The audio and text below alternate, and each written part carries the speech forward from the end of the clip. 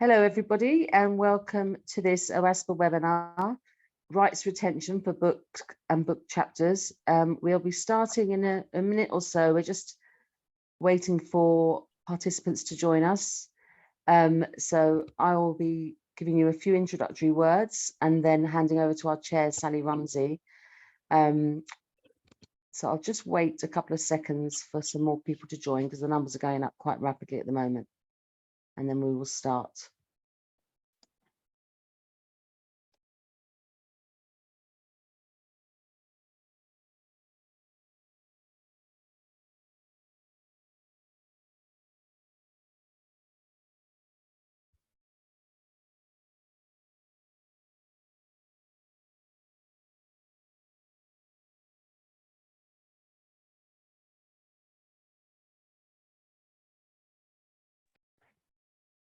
Sorry, I was muted there. We're going to be starting the webinar in just a few moments. We're just waiting for a couple more people to join, watching the numbers going up, and then I'll introduce the webinar and hand over to our chair, Sally Rumsey.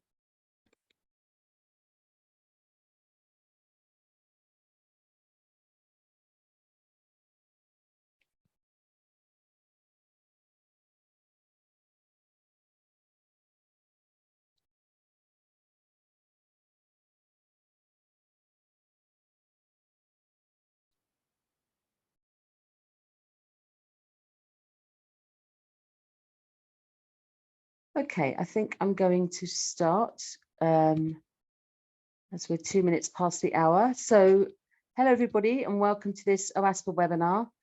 We are very excited to be presenting this webinar on rights retention for book and book chapters. We have a great panel and a chair, Sally Rumsey, who's going to, in a moment, take over and introduce you to the webinar. I'm going to give you a few introductory notes. The webinar is going to be recorded and shared.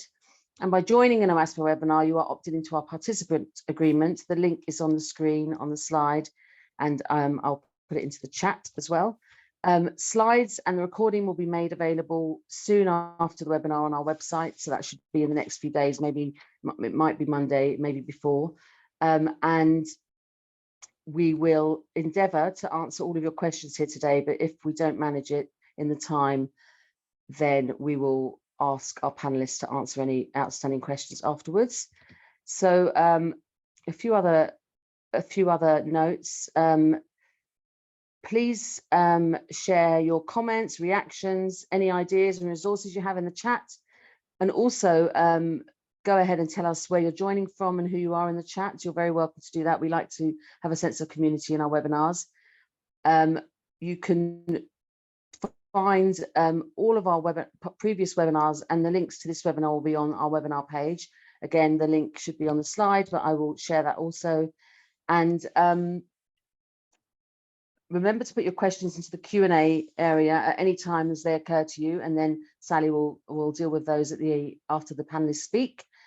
And finally, I'd just like to thank our webinar sponsors. So we have some webinar sponsors for 2022, and we're extremely grateful to them. You can see them on the screen there. And our sponsors enable us to make our webinars available to all for free. So we are indebted to them and grateful to them as always. So I'm going to hand over to Sally now to tell us a bit about how many registrants we have and who's joining us, and a little bit about the webinar. Over to you, Sally. Thank you. Thanks very much. I understand we've had 700 people registered for this webinar, which is great news. So welcome to everybody from all over the world. I believe you're from 55 countries and representing about 500 different organisations, and a right old mixed bag of organisations too, which is fantastic. Academic libraries, publishing organisations, academic research backgrounds, and charities, all sorts of people. So fantastic that you're all here this afternoon.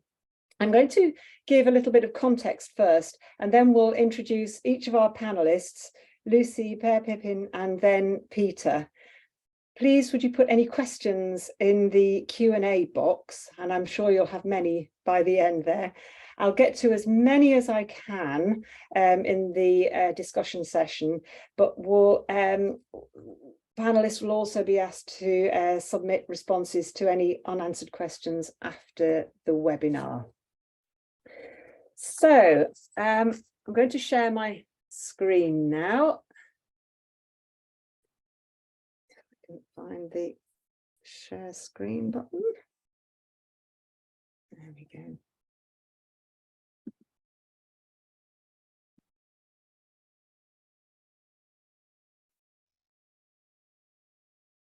Good.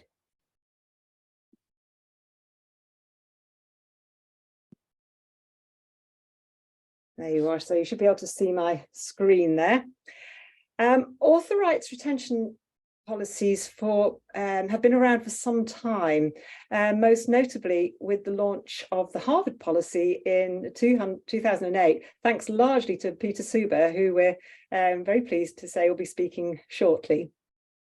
Coalition S, with its rights retention strategy, adopted by its funders, has more recently raised the profile of rights retention for articles. And we're now seeing a second flush of institutional policy adoption. The most recent that I'm aware of is from the University of Aberdeen, that published its policy last week. Now, this begs the question of whether rights retention policies are adopted. Who should adopt them? Should it be funders and/or institutions? And then we've got discussions so far being centered around rights retention for articles and conference papers. So I expect this is a result of not trying to change everything at once.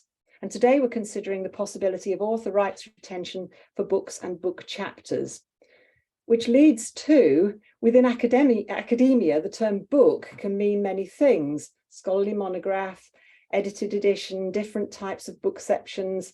What types of long form works might rights retention be applied to? And also, rights retention could be applied to any types of publishing model, whether print, ebooks with restricted access, or open access ebooks. Retaining their rights gives authors the freedom to experiment and use, or even create, innovative dissemination models for long form works, or for critical sections of those works, similarly to what we're seeing for articles, preprints, and micro publications. And of course, this may use creative use of repositories. One pressing matter is that of purchase to subscriptions for monographs and ebooks for libraries. And there's been widespread dismay at the recent price increases applied to ebooks. And to publish an open access book, book processing charges, or BPCs, can be prohibitive for many authors.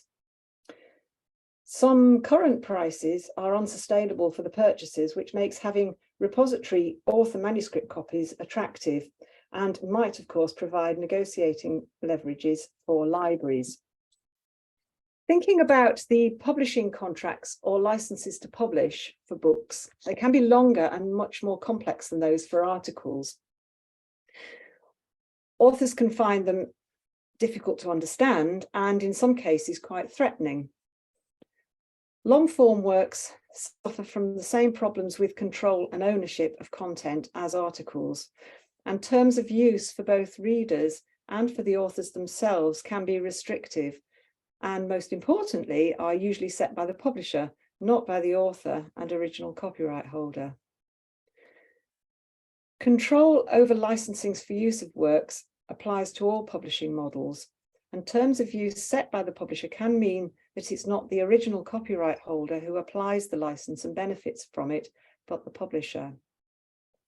Retaining author rights means that whatever terms a publisher might impose on the work can be trumped by the author's wishes.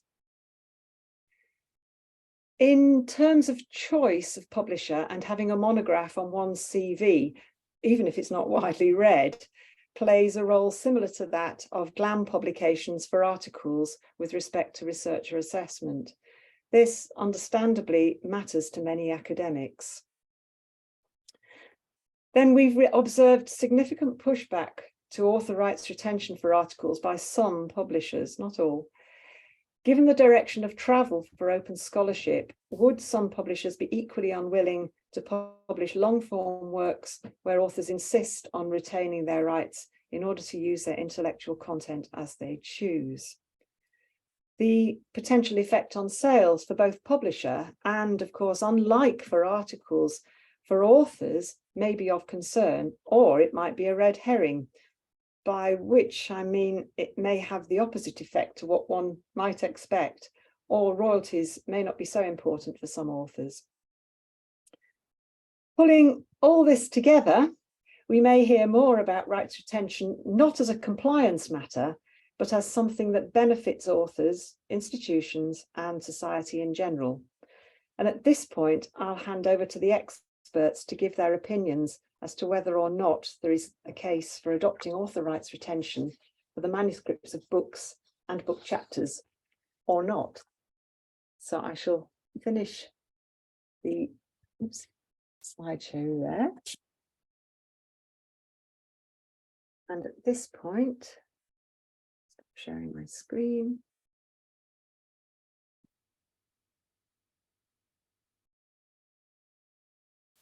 At this point, I think we're going to Lucy first. So to introduce Lucy, Lucy Barnes is editor and outreach coordinator at Open Book Publishers, a leading independent open access book publisher. She also works on outreach for the COPIM, Community-Led Open Publication Infrastructures for Monographs project, and for the Scholar-Led Initiative. Collective. She coordinates the Open Access Books Network in collaboration with OAPN, Operas, and Spark Europe, and she is on the editorial advisory board for the OAPN Open Access Books Toolkit. So over to Lucy. Thanks, Sally. Hi, everyone. I'm just going to share my screen. I should have a presentation to show you. There we go. Hopefully you should all be able to see that. So as Sally mentioned, my name's Lucy Barnes and I'm an editor and outreach coordinator at Open Book Publishers. For those of you who don't know about us, I'll just say a few words about OBP. We're a scholar-led, non-profit open access press, and we were founded by the academics you can see in that picture. We were founded in Cambridge in 2008, and we publish around 40 peer-reviewed books per year. All of our books are open access from the date of publication with no embargo period. And we don't charge authors to publish open access, so there's no book processing charge. And the aim of the press from when we were founded has always been to make high quality academic books freely available everywhere. So before I say the few things that I've got to say about rights retention in this presentation, I thought it would be worth laying out OBP's approach to rights retention. Broadly, we're very pro authors retaining the rights in their work. So authors grant us, as the publisher, a non-exclusive license to publish their work in the formats that we produce. This obviously applies to authors who've written monographs, but also contributors to edited collections who've written a chapter. And our experience with following this approach has always been completely positive. Authors always behave responsibly towards us as the publisher. No author has ever done anything that would damage us or be antagonistic towards us in any way. And where authors have wanted to reuse their own work or they've had requests about reuse, they often come to us to discuss this anyway, simply because they see us, as a group of people with some expertise in this area, and they want to discuss it with us. So it's always been a sort of relationship of mutual trust in that sense. So I think rights retention for books matters in two ways that are sort of relevant to what I'm talking about. Obviously, rights retention is important if you want to make a book available via an open access route without the publisher, because if you retain your rights, you're able to make a version available via green OA route. But rights retention, I think, also matters if the work is being made open access by the publisher, so if it's the gold route. And so why does it matter if the book's being made available open access by the publisher? So these are points that have been made by Rupert Gatti, who's the co-director and co-founder of OBP, in a blog post, which I'll share the link to at the end of this presentation. But just to sort of go through the argument, basically, a book is often published under a more restrictive license than CC BY, which I think is potentially a difference between books and journals. And this is often done for good reasons. So, for example, if you've written a monograph, it might matter to you that somebody treats the whole thing as a whole, so that it's not broken down into individual chapters. So the structural integrity might matter, and so you might apply a non-derivative license to the work for that reason. Or there might be cultural sensitivities around certain types of reuse. For example, if the research is about an indigenous community, for example, certain types of commercial reuse might be inappropriate. So you might want to apply an NC license for that reason. And so obviously, if you've applied a more restrictive license than CC BY and somebody wants to use the work in a way that's forbidden by that license, they can still apply to the rights holder and say, I'd like to use the work in this way. Is that okay? So it matters then who's answering that question. It matters who controls that reuse. And if it's the publisher may not be aware of all of the issues, be they scholarly or cultural, that have driven the author to request a particular license. They may also be swayed by commercial considerations, potentially. So if a fee is available, they might be more inclined to grant reuse and disinclined if there's no fee. So rights retention is important, even if the book is going to be made open access by the publisher. And we would suggest it's important for the authors to retain those rights. I think it's also worth considering a little bit some of the differences perhaps between journals and books when it comes to a green open access route. So, if an author is retaining their rights because they want to make a green open access version available, one issue may be, I think there's not yet necessarily common agreement in the book world on exactly what the author accepted manuscript is. The sort of default answer to that question might be, well, it's the version of the manuscript that the author submits to the publisher after peer review and after the author has made changes in response to peer review. But then you're looking at a version which doesn't have copy edits that the publisher has made. And in some cases, that might not really matter, because sometimes you might edit a book and do very little to it. But sometimes you do a substantial amount of work on it as a publisher in collaboration with the author. And I think then you might see that authors are concerned with the idea that there's an open access version available, which they might perceive as subpar, as not as good as the published version. And I think this is particularly the case because, of course, when books are published in humanities, social sciences, and the arts, very often it's not that they're simply reporting on research that's already been done. They're, the way that the book is written and the arguments that are delivered in a certain way is actually part really of that research. So I think it would matter to an author. And then there's also the aspect of the index. So we index our manuscripts, and that tends to make the book much more useful to a reader. So if the author accepted manuscript version, which is made open access, doesn't have an index, that might also be an issue. And there's also third-party content, which is not an issue if a book is published by a publisher, typically, because you apply for the rights to the third-party content on the basis that the work will be made open access. But if you're making the work open access via a green route, then you may not apply for the rights on that basis, and therefore you may not be able to include that content in a book in the green manuscript. And again, that may not matter for many books, but for some books, I think it will be very important, particularly, for example, if it's an art history book and there's no images, the book might suffer as a result. And, I think it's important to bear in mind that we make books open access for a reason, and it's so that they're useful to readers. It's not an end in itself. So in sort of saying these things, I'm not trying to be a kind of recalcitrant publisher that's suggesting that I don't want to see books made open access, but I think these are genuine issues to think about with books as opposed to journal articles, and so worth taking seriously. And I think they'll matter to authors as well. And finally, just to give a couple of links, which I can also drop in the chat, about the two sort of different aspects of rights retention that I talked about. There's the blog post by Rupert Gatty, and there's also a series of sessions that we ran at the Open Access Books Network. We were looking at different aspects of a potential policy for open access books, and we had a whole session on the issue of green open access, which I think Peter may have spoken at. And so this link takes you to a recording of that session and also to the notes that were made at that session, so they may be useful. And that's everything that I had to say. Looking forward to the other presentations and to their questions. Thanks for listening. Thanks very much, Lucy. And yeah, really interesting there.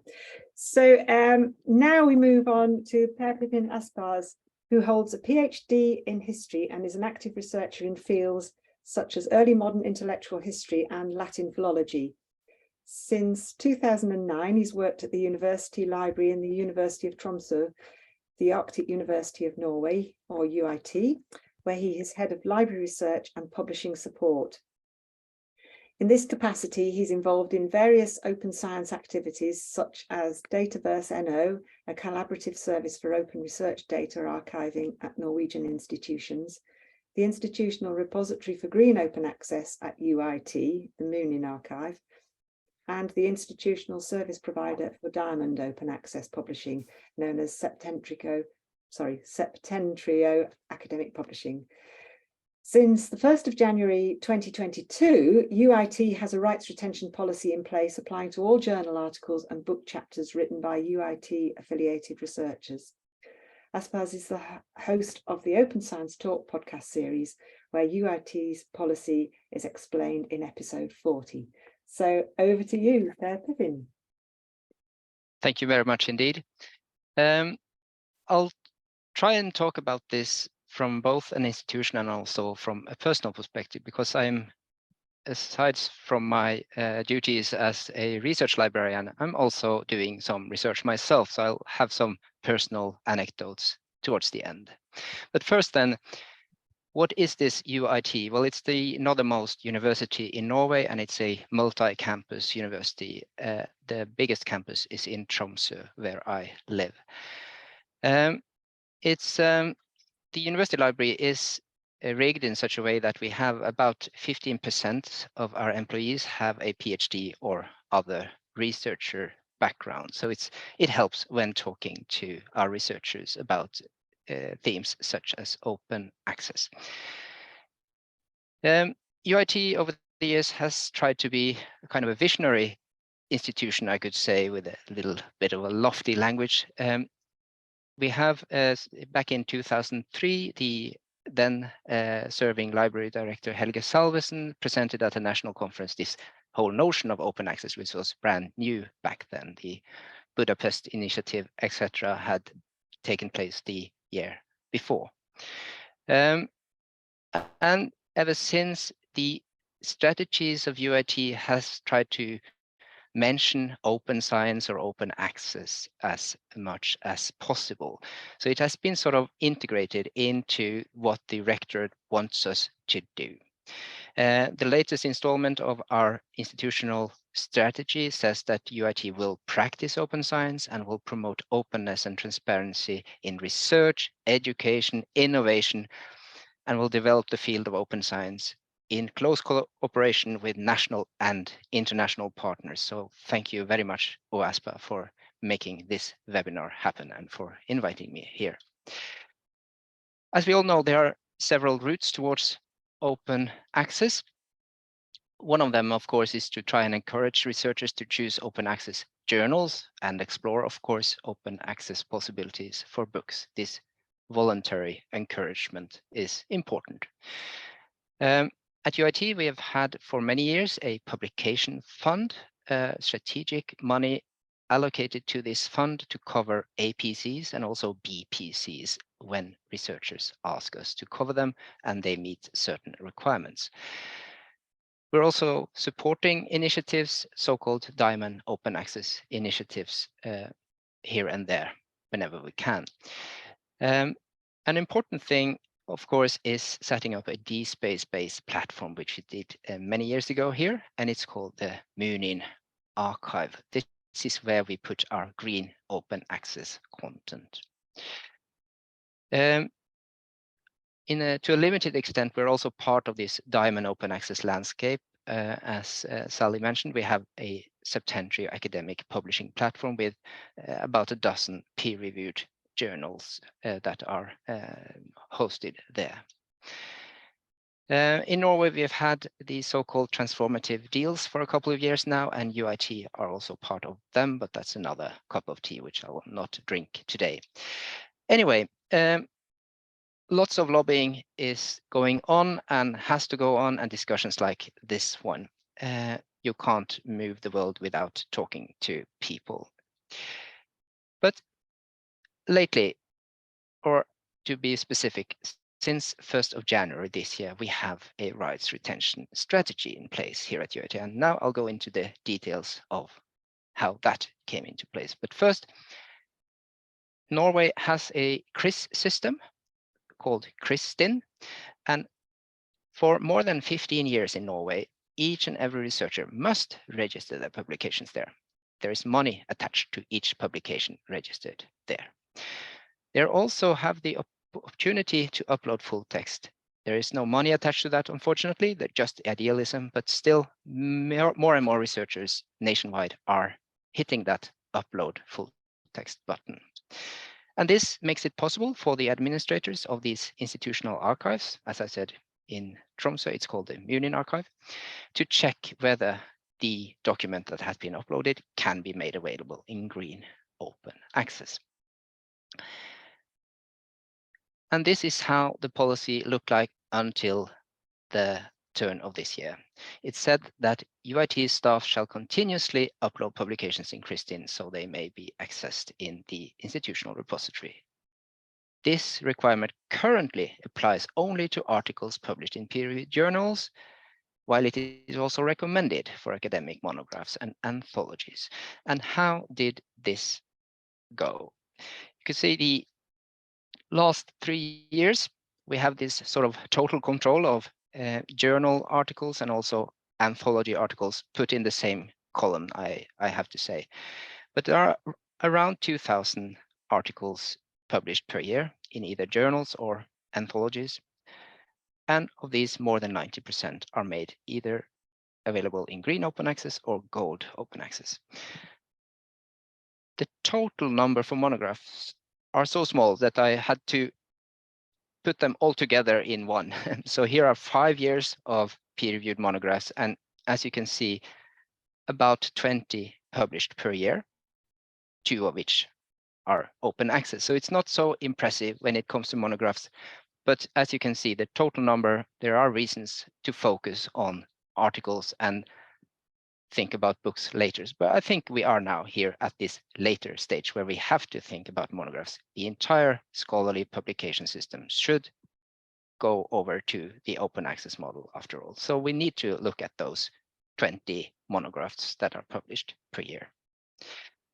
And how do we look at them? Well, we have this rights retention strategy in place. Since these slides are shared afterwards, I shall not spend time reading aloud everything now, but on this last paragraph, it says, the requirement about uploading full text versions applies to peer-reviewed articles in journals and anthologies. UiT also encourages authors to upload other genres such as monographs, popular science articles, etc.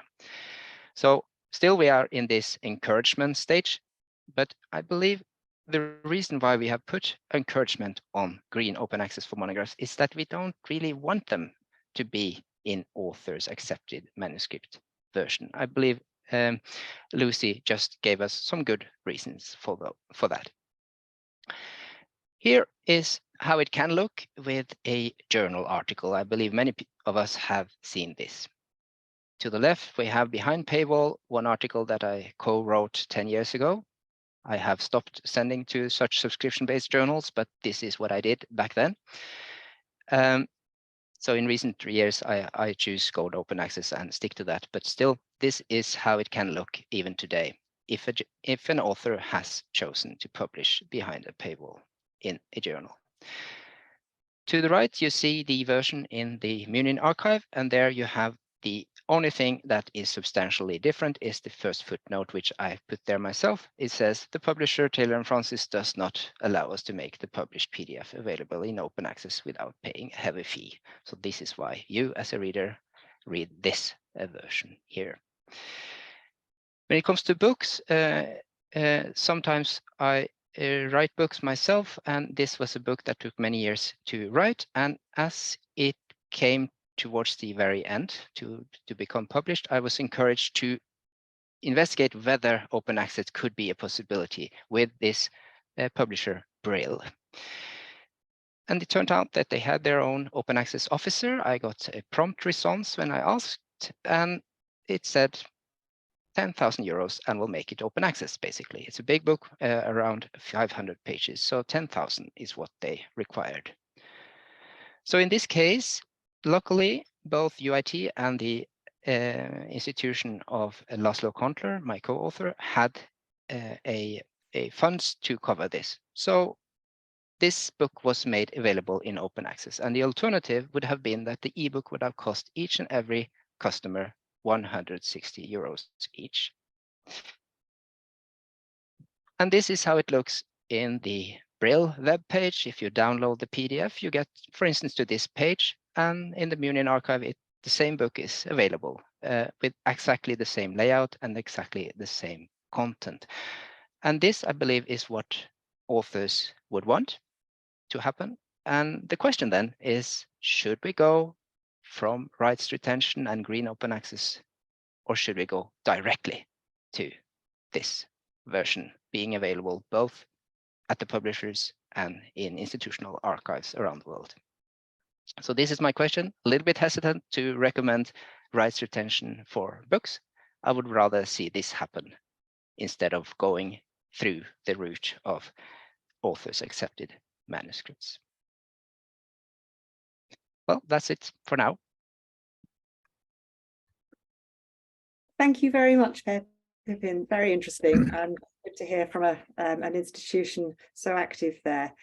Our final speaker, we're going to whiz over the Atlantic now, and we're delighted to welcome Peter Suber, who is the Senior Advisor for Open Access in the Harvard Library and Director of the Harvard Open Access Project in the Berkman Klein Center for Internet and Society. By training, he's a philosopher and lawyer, and stepped down from his position as a tenured professor of philosophy in 2003 to work full-time on open access. He was the principal drafter of the Budapest Open Access Initiative in 2002 and serves on the boards of many groups devoted to open access and scholarly communication, and has been active in fostering open access for many years through his research, speaking and writing. So Peter, you have the floor. Thank you, Sally. Thanks for that good introduction, but also for your opening talk, which laid out the issues very well. And I want to commend Open Book Publishers for its exemplary rights retention policy for books. And I want to thank Per for his overview of what they're doing at UIT. I knew about their rights retention policy, but I didn't know the other details, and I'm very glad to know them now. I want to use a Google Doc instead of slides, and I put the link to the Google Doc in the chat. You might prefer to load your own copy and follow along. I'll be highlighting things in the doc that I'm referring to, but you don't have to have your own copy open in order to follow. There are two common methods of rights retention today, the Harvard approach and the Plan S approach. And there are many others that are less common. And I want to focus on the Harvard approach. The Plan S approach is more recent and more widely known, I believe. And so I might be able to give you some background on an approach that is less well known. In her introduction, Sally was kind enough to give me credit, let's say too kind to give me credit. The open access rights retention policies at Harvard were initiated by a colleague named Stuart Schieber. And Harvard has 9 schools, and every school at Harvard had to adopt this rights retention policy separately. And Stuart got the first one adopted, and the second and the third, and I arrived as we were working on the fourth, and I helped get policies adopted at all the remaining schools. Okay, here's the Harvard approach. I'm going to go to my handout and highlight things. The first thing is, it's a policy adopted by faculty. And to get a policy adopted by faculty at a university, you have to have faculty support. You have to persuade people. It's not enough to persuade administrators. And Stuart, who started this, went to every faculty member's office in his school within Harvard, which was the Faculty of Arts and Sciences, and talked with them one-on-one about why open access was a good idea and why this method of setting policy for open access was a good idea. And by the time he got the school to bring it up for a vote, he had persuaded everybody on the faculty, and the policy was adopted unanimously. By the way, 4 other schools adopted this kind of policy unanimously. And a lot of the issues about whether to extend this kind of policy to books depends on persuading faculty to vote for such a policy. And they're a little different from the other issues that come up with books versus articles. But the nature of rights retention is this. The policy consists of having faculty say, I hereby grant to Harvard a certain set of non-exclusive rights to my future journal articles. And as of that vote, the university does have those non-exclusive rights to those future journal articles. That's the main effect of the policy. The policy also includes a commitment to deposit a certain version of those articles in the institutional repository. But for rights retention, the main part of the policy is this grant of rights to the university at that moment. It's not a promise to retain rights later at the time of publication. It's a transfer of rights right then at the moment the policy is adopted. What we do at Harvard and what we explain to faculty may not be clear from the language of the policy, but when faculty grant these non-exclusive rights to the university grants the same set of rights back to the authors. This means that when authors later sign a publishing contract that might give some rights to the publisher, they have a full set of non-exclusive rights from the university. So they have more rights after signing their contracts by virtue of this grant back than they would have had just by signing the contract with the publisher. A key part of the open access policies at Harvard for the purpose of today's event is that they only apply to articles. And they only apply to articles for historical reasons, and I'll talk about that later. It didn't occur to us to apply them to books. I think if somebody had raised the question, we would have said, there's no way we could win a faculty vote to require open access to all future books or to grant the university rights to those future books and to make them open to the repository. There may be other reasons today, but it didn't occur to us. At the time, there were a few examples of open access books, but not too many. And I don't know of any policies at that time that were requiring either open access to books or rights retention for books. That's why it didn't occur to us. But we wanted to make up for that omission later on, and I'll explain how we did that. The Harvard policies have a waiver option, which means that if a faculty member does not want Harvard to have non-exclusive rights to a given work that the author is about to publish, the author can just get a waiver. And they get a waiver by going to a web form, filling it out. It takes 30 seconds. We grant the waivers, no questions asked. The author does not have to justify their request for a waiver. And when we started, this kind of policy was new, and we didn't know whether the waiver option would be widely used or not. If it were widely used, let's say 50% of the time, 60% of the time, that would completely vitiate the policy. It turns out the waiver is used about 5% of the time. And the only times it's used, as far as we can tell, is when the publisher insists that the author get a waiver as a condition of publication. Authors don't get waivers for their own reasons. They don't have reasons to get waivers. They like rights retention. One more point that'll come up later. When we implement the policy, we do it in consultation with a faculty advisory committee.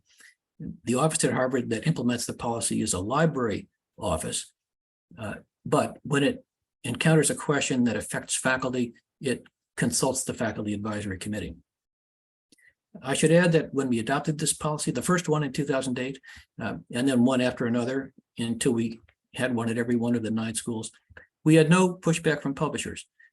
Some publishers didn't understand this because it was a brand new idea. Some publishers said they didn't really like it, but they never tried to lobby against it.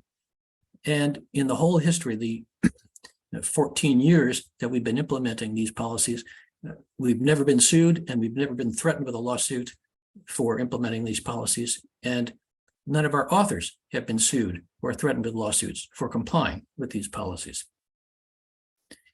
I should also mention that there are analogous rights retention policies from funders, and they existed before Harvard adopted its in 2008.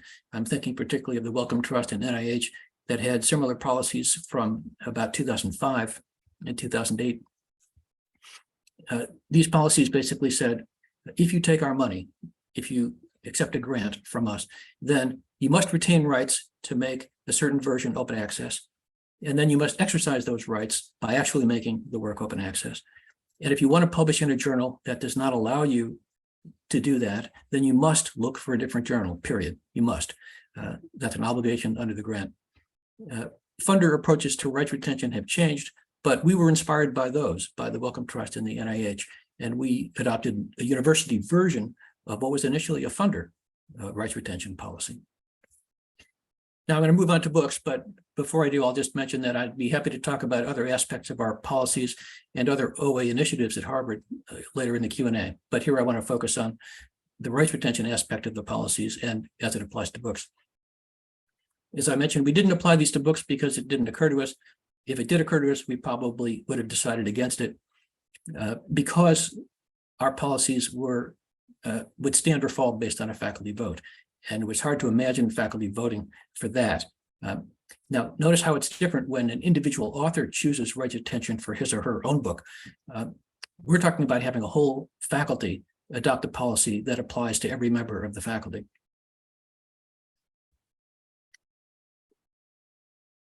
But after we adopted this policy, some authors came to us and said, what about book chapters?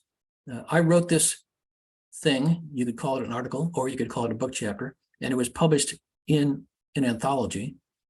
The policy refers to articles, and I consider this to be an article, but it happens to be published in a book. Is it covered by the policy or not? And that was one of these nice questions that we wanted to run by our faculty advisory committee. So I did. I raised it with the faculty advisory committee, and I'm a publishing scholar myself. I agreed with the faculty members who raised the question that these things are articles. They just happen to be articles published in books rather than articles published in journals. The faculty advisory committee agreed with that, and they said, you can't just tell faculty that the policy now covers book chapters because that's not what they thought they were voting for. They voted for a policy that used the word articles.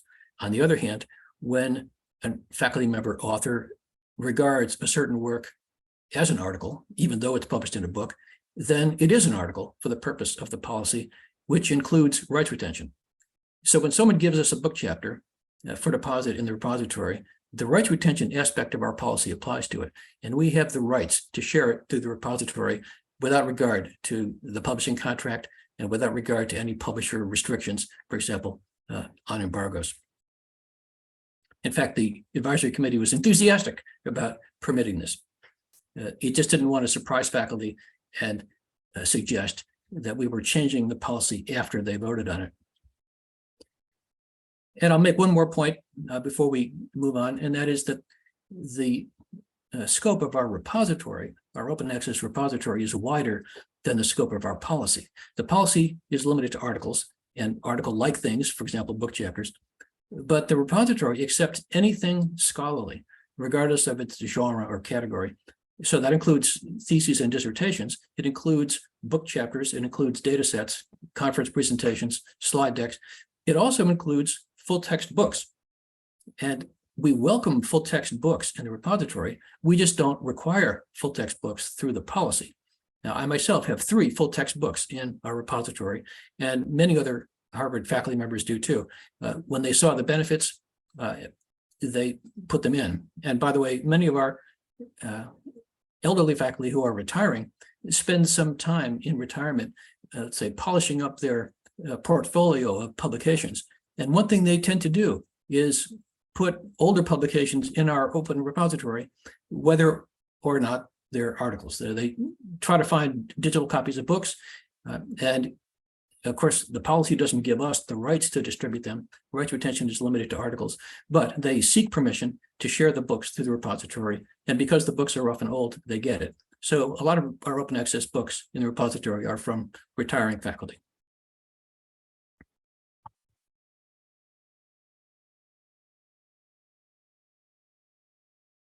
That's it. Thank you very much, Peter. Fascinating. Great to hear about what's going on at Harvard and how you got there.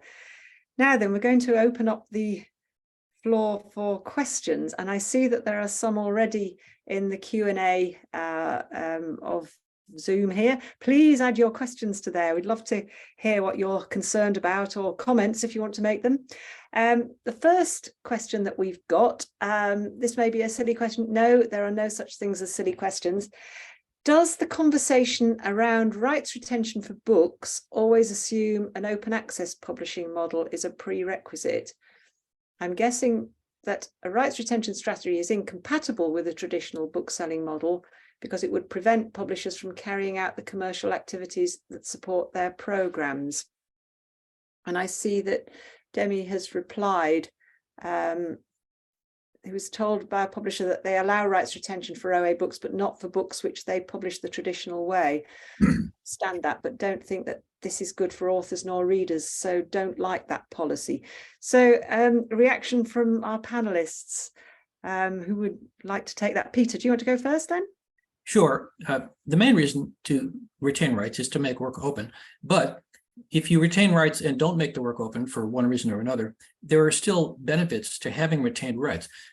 For example, with the retained rights, you can make derivative works. You can revise your own work for later use in a different publication. For example, authors who write articles often want to reuse them or some version of those articles in books, or some version of them in a different article. If you retained rights, you don't have to get permission from the original publisher for that kind of reuse, that kind of adaptation, that kind of derivative work. And likewise, you can authorize translations, and you can authorize text and data mining. It's controversial whether standard copyright law with all rights reserved permits text mining, but it's controversial enough to want people to err on the side of rights retention. And if you've retained rights, you can authorize that kind of mining. And the same goes for preservation. To make a preservation copy of something is to make a copy. And it helps to have retained rights to authorize that copy because you want long-term preservation. Thank you. Lucy and Pippin, is there anything you would like to add? I think I'd just say that when a publisher says they don't allow something, you can always negotiate with them about that. So you may not win, you may not get the thing that you want, but it doesn't mean that you can't say to them, well, actually, I'd like to retain rights for these reasons, or I'd like to retain these specific rights, and see if you can have a negotiation about that.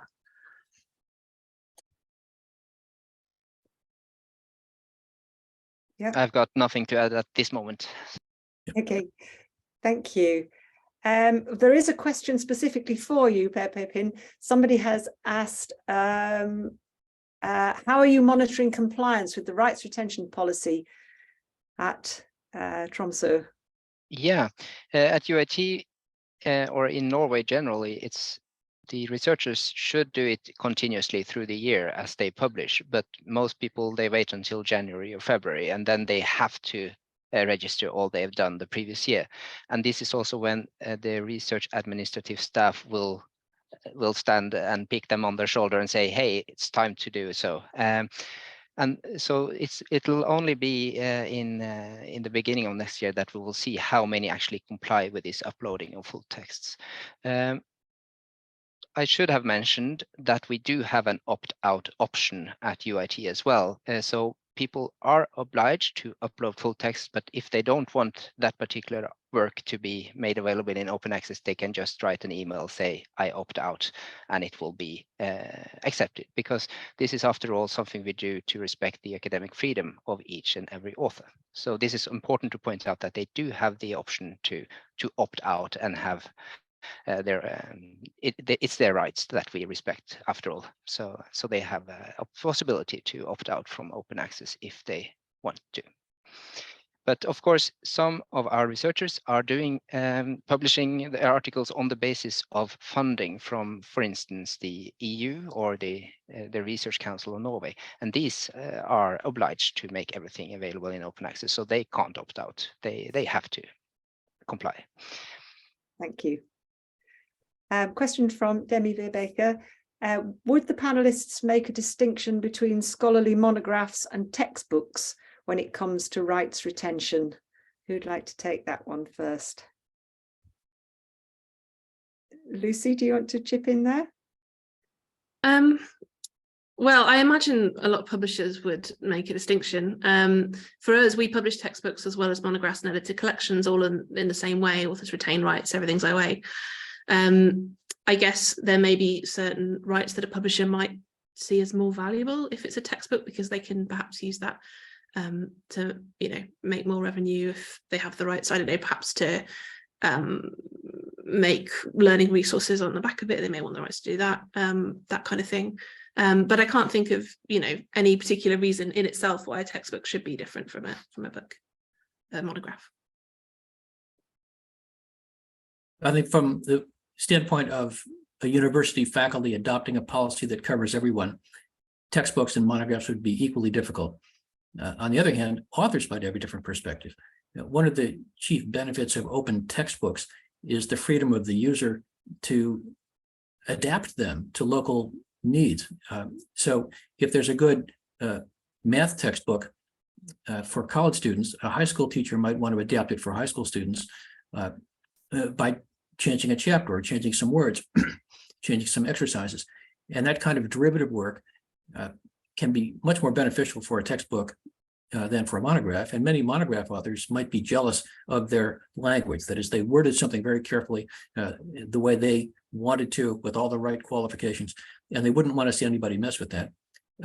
That's not always a concern, because if it's got an attribution requirement, as all the Creative Commons licenses do, then anybody who makes modifications is still giving credit for the original to the original author, and the modifications belong to the modifier.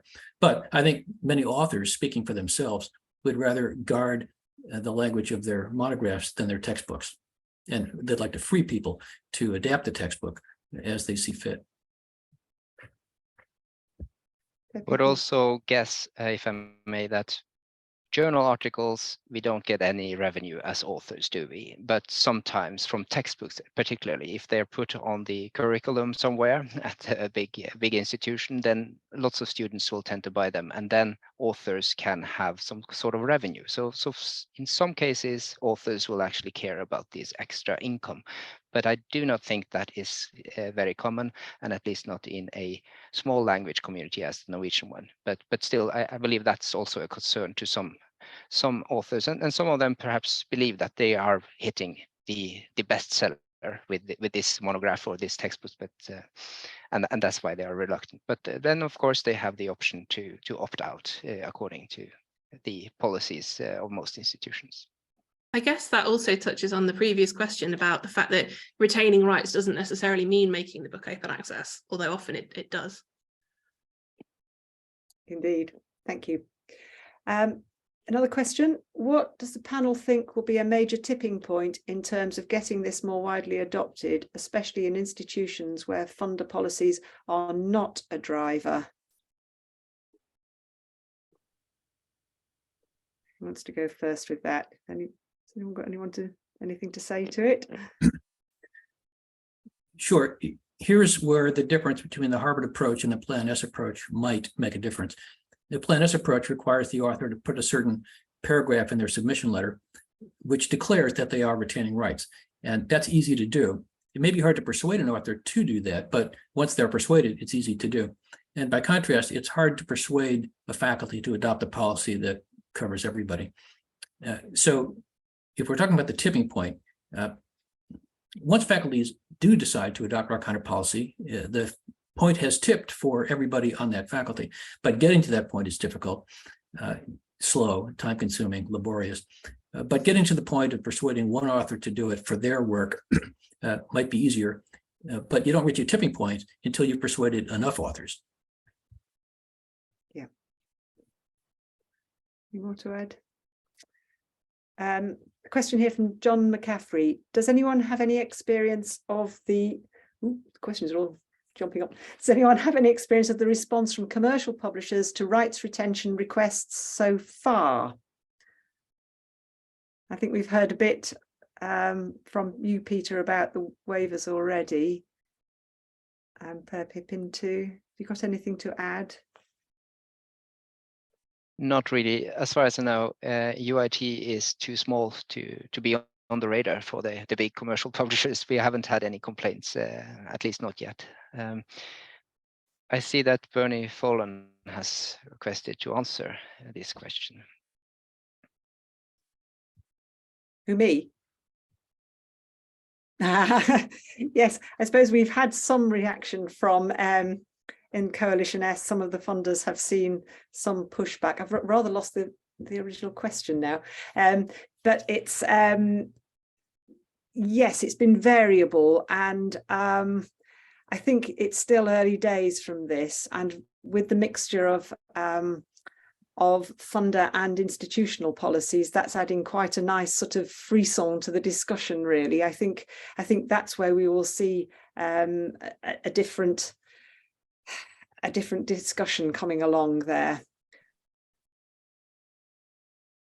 I've just shared a post in the chat. I think the University of Cambridge wrote up their experiences with responses from publishers recently. Yes, good point. Yes. Well done. Yeah, that's been great to see. A comment here from Johan Rorik from Coalition S. A number of publishers have found, though, that the open access version of books drives paper sales because the open access version is more visible and people still love paper. Not for everything, but it is a model. So that's a comment about making open access available. I just put something in the chat about that. There's quite a bit of anecdotal evidence that that's true, at least for some kinds of books. There are also a few studies trying to show whether it's true or see when it's true. And we track those in the Open Access Tracking Project. So I put the link in there if you want to see what's already been done. Unfortunately, some of the links are dead. We track them and retain the links, but we can't keep them online. Great, thank you very much. Question from Tony Simmons. Is there an equivalent provision in UK law for, oh, hang on, let's just jump up, for 17 USC 205E? I'm afraid that doesn't mean anything to me. I can answer that. I refer to that in my handout. Here's the problem with Harvard-style policies. Faculty grant non-exclusive rights to the university at a certain time, and they might grant inconsistent rights to a publisher at a later time. And the question is, which grant of rights takes priority over the other one? We want the earlier transfer of non-exclusive rights to take priority over the later transfer of exclusive rights. In the US, that only happens when the prior transfer of non-exclusive rights is affirmed in writing. And if we don't affirm it in writing, the later transfer to the publisher takes priority. In the UK, there's no such provision. No writing is required. In the UK, it's sufficient if the prior transfer of non-exclusive rights is sufficiently well known. And so any UK institution adopting our kind of policy has a reason to publicize the policy and to tell publishers about the policy. And if they do that, they're safe. And the prior transfer of non-exclusive rights survives the later transfer of exclusive rights that the author might make accidentally or unknowingly. Thank you. Question from Chris Morrison. Can Peter explain again the logic that enabled book chapters to be covered by the Harvard policy? Yeah, the answer is very simple. Book chapters are essentially articles. And we only treat them as articles if the author wants us to treat them as articles. So if the author says, I think of this as an article, is it covered by the policy? The answer is yes. We don't go to authors and say, that's a book chapter, it better come into the repository. If the author doesn't think it's an article, then we don't touch it. And then a question from Anna Collins. How are items deposited in Harvard licensed? Is this something that faculty have had strong opinions about? Our repository has terms of use, which are roughly equivalent to CC by NC. They're not exactly equivalent. It's sort of a homegrown license that's very close to CC by NC. And I wish it were CC by, but again, it's got a CC flavor to it for historical reasons. If we're doing it again, I'd much rather drop that and make it CC by. But no faculty have ever protested the license. Thank you. Somebody has asked that they often hear the argument at their institution that they should not deposit open access gold articles into their institutional repository because it might confuse the user or muddy the waters.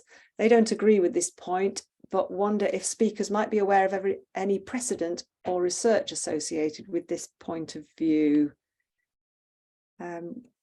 Lucy or Per Pippin, do you want to take this? I'm afraid I don't, but I would agree that I don't see why it would be a problem. I don't see the problem either.